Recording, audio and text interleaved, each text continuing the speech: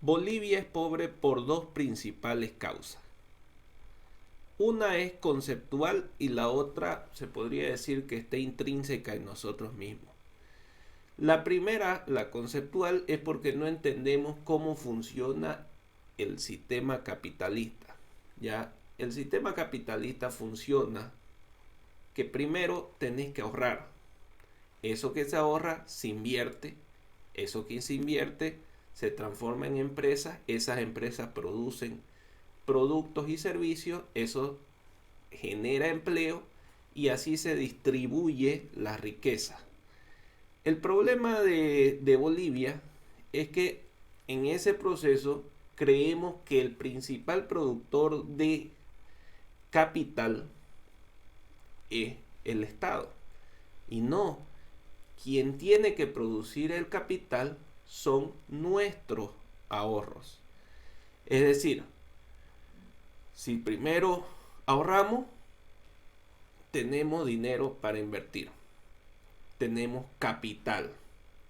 Además de eso, como la principal fuente de generación de riqueza son las empresas, tenemos que ser amigos del capital. ¿Qué quiere decir eso? Ser formales. Es decir, animar a gente que invierta en nuestro país. ¿Qué es lo que pasa acá? Somos enemigos del capital. No le damos seguridad jurídica, no le damos tranquilidad a las empresas para que puedan invertir, metemos un montón de trabas para aperturar y además cobramos impuestos a todo. Entonces, el principal ingrediente para ser amigos del capital es pensar en el largo plazo. Pensar en el largo plazo es permitirle a las empresas de que puedan, o a los inversionistas, de que su capital está seguro en el tiempo. El gran problema de este país que ante la falta de seguridad jurídica no existe la posibilidad de que ningún inversionista se anime a invertir en el largo plazo. Entonces, cuando tenemos ese gran problema, el principal afectado somos los ciudadanos bolivianos. ¿Por qué? Porque, como les estaba diciendo, por un lado tenemos que tener la posibilidad de invertir y por otro lado tenemos que tener la formalidad. ¿Qué es lo que pasa? Cuando vos vas, por ejemplo, cuando vos querés financiarte en un banco, el banco te pide 3, 4 años de que seas legal, de que tus utilidades hayan sido positivas y de que básicamente hayas pagado todos los impuestos y deberes que tenés en este país. Ahora, ser legal, pagar todos tus impuestos, estar con todo al día para una persona común y silvestre es prácticamente imposible. Es por eso que en este contexto la mayoría de las personas prefiere optar por las no formales, digámoslo. Es decir, irse al contrabando, irse a poner su negocio sin tributar, y si bien eso le da un mecanismo para que pueda llevar economía a su casa, pero no le permite ser formal, porque esa persona, por muy buen negocio, por muy buen restaurante que tenga, tiene que pasar una serie de filtros para poder acceder a capital, es decir, para ser financiado. Te lo explico con un ejemplo. Digamos que tenemos una señora que cocina espectacular en el barrio de nuestra casa, pero ella siempre ha sido simplemente una pensión como conocemos acá en Bolivia. Ahora, esa señora sabemos que puede o tiene el potencial de su comida llevarla a, no sé, abrir sucursales en todo Santa Cruz, en todo Bolivia, incluso pensar en ir afuera porque el sabor de esa comida es espectacular. Pero ¿qué pasa? Esa señora primero tiene que legalizarse. Para legalizarse te piden un montón de cosas. Luego tiene que tener una tradición de 3 a 4 años para poder acceder a capitales bancarios. Y tercero, si alguien quiere financiarla, esa señora tiene que tener los activos para dar la seguridad jurídica, es decir, emprender sus cosas para dar la seguridad jurídica al inversionista. Es decir, acá no existe un mecanismo que nos permita financiarnos del sector formal. No hay un mecanismo que permita al microempresario financiarse del sector formal. Y eso lo entendieron bien en Colombia, lo están entendiendo perfectamente en Brasil, porque existen las fintech, que son las empresas que financian a través de pequeños aportes. Pero ese es otro tema. Sin embargo, acá en Bolivia somos enemigos de la tecnología. Recientemente, el viceministro dependiendo del Ministerio de Economía acá en Bolivia, dijo que íbamos a prohibir las criptomonedas. Entonces, como no conocen nada, no saben, no se dieron la tarea de investigar para qué son las criptomonedas, por ejemplo, que vamos a hacer otro video explicando de qué se trata.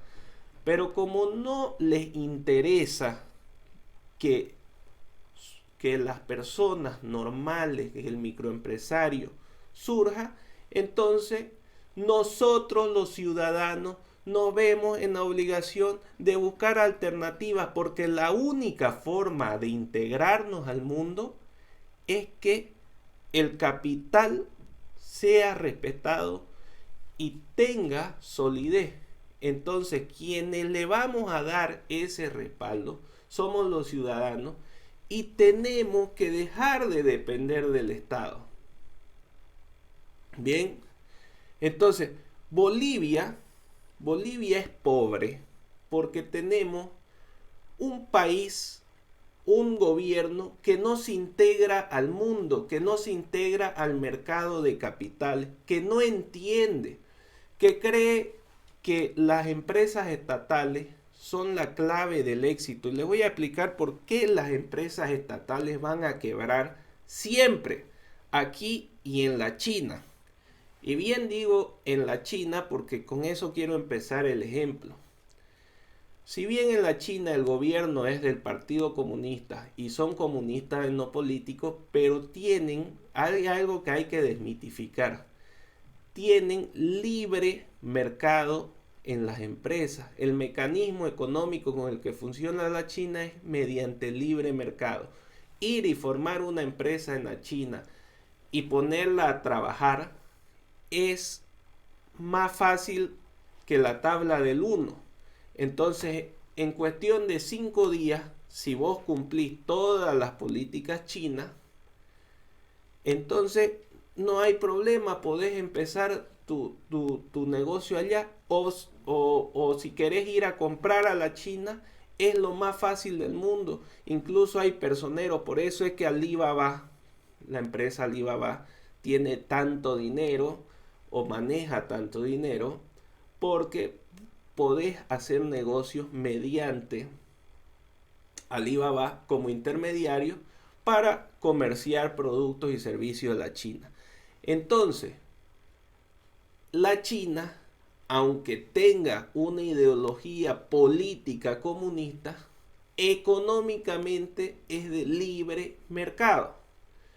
Entonces, si nosotros acá le ponemos traba al capital, decimos que no vamos a aceptar las criptomonedas, decimos que para formar una empresa le ponemos 100 trabas, tenemos impuestos y aparte tenemos una institución de impuestos que se anda fijando en la coma, si le pelaste en el punto, en un cero, en cualquier cosa con tal de sacarte plata. Entonces ahí no existe seguridad jurídica, no existe cómo alguien se sienta atraído a traer su capital e invertirlo. Es más, cuando uno hace plata acá en Bolivia, más bien está más motivado a sacarla del país que a reinvertirla. Pero eso se da por las formas que tiene el gobierno de estimular la economía.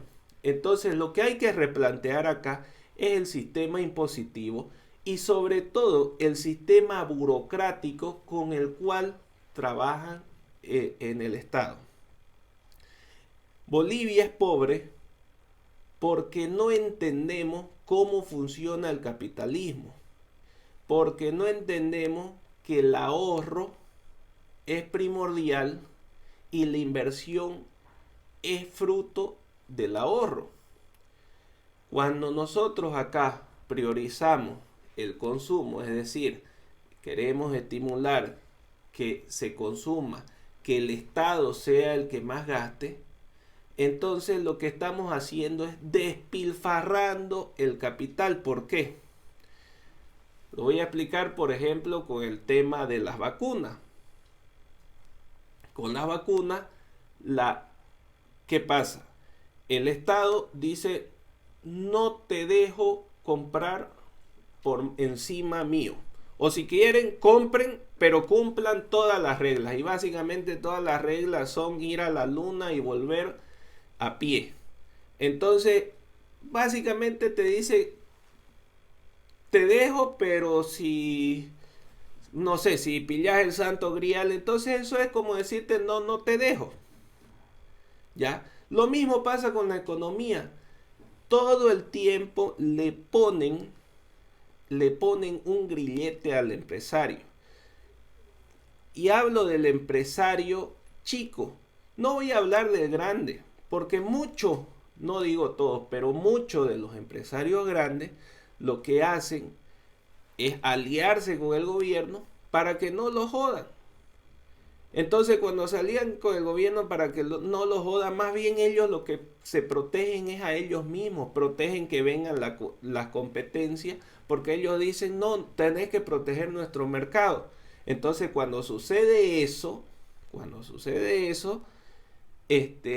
eso no es capitalismo, eso es mercantilismo con conveniencia. O sea que yo como empresario me apego al gobierno de turno y le digo que me proteja que mi negocio. Supongamos que yo vendo papa, entonces ninguna productora de papa va a entrar en tanto y en cuanto yo le esté entongado, esté dándole su toquito a la gente del gobierno.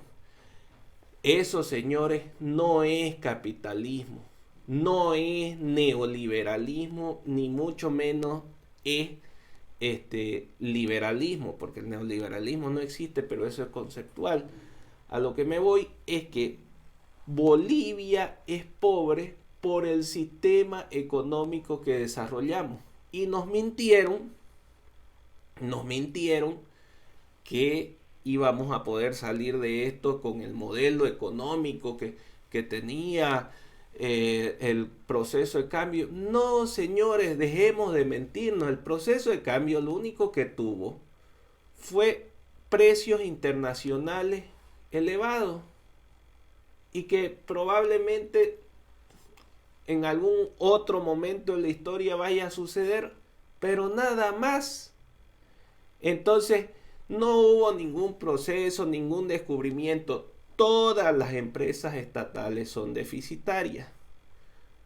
¿Por qué son deficitarias las empresas estatales? Les voy a explicar por qué es diferente entre un privado y un estatal. Porque yo, si soy privado, para empezar, si yo voy a invertir en una empresa mía, lo que hago es cuidar mis recursos, es decir, el dinero que destino para la inversión de esa empresa, lo que hago es cuidar, que no malgastar, tratar de ser cauteloso, de invertir lo estrictamente necesario, y de ganar más de lo que pueda. Es decir, la lógica es ganar, cobrar lo más que pueda al menor costo que pueda. Esa es la lógica del privado. La lógica del Estado es, toma, acá hay unos recursos aprobados por un presupuesto, gastalo todo. Si lo gastas todo, sos eficiente. Entonces, si lo gastas todo, sos eficiente. Eso quiere decir que no importa el resultado, no importa si mi empresa vende, no vende, si yo compro máquinas a trochimochi, si hago o deshago, a nadie le importa. Porque lo que es mi misión es gastar el presupuesto que me dieron. Entonces, como al final y al cabo se pasan de gestión en gestión, entonces cambian de gestión y viene otra gerencia, y en esa otra gerencia esa empresa no cosecha nada del capital anterior que había gastado. ¿Por qué? Porque fue gasto ineficiente. Además, le voy a dar un ejemplo. Yo, en el privado, si yo voy a contratar un gerente, voy a tratar de contratar pues al gerente más capacitado, pagándole lo menos que se pueda, pero para sacar lo más que se pueda. O voy a tratar de pagarle lo más que se pueda porque ese tipo es un crack, es el mejor del medio, pero teniéndolo a esa persona en ese puesto, voy a crecer como empresa. En la lógica del Estado, no. En la lógica del Estado, yo contrato al que hizo campaña, al que aplaudió más como foca en mi concentración, a cualquier estúpido que probablemente ni siquiera sepa lo que está haciendo, pero como le debo un favor, le doy. Entonces ese tipo, ¿qué creen que va a hacer? Va a ser ineficiente porque tampoco le importa el resultado del trabajo. Lo que le importa es recibir su sueldo hasta que el gobierno de turno se vaya. Fin.